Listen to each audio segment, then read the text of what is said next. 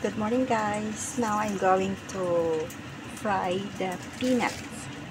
Luto ako ng peanuts galing sa kay Gaga doon sa Kabakan. Thank you Ga sa peanut. Ngayon ko pa lang iluto ito.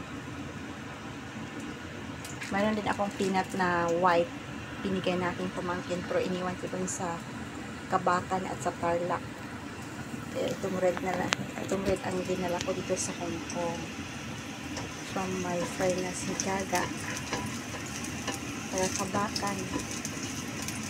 Thank you very much.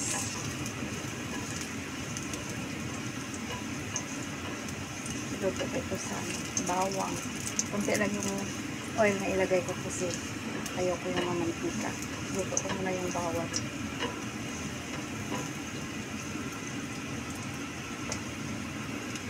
Ito siya. Kalahati lang muna ang aking iluto.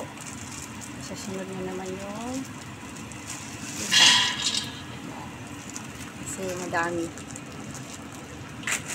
Ito muna ito.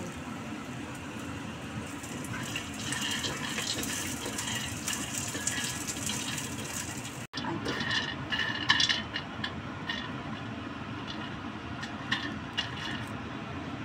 So guys, luto na ang mani.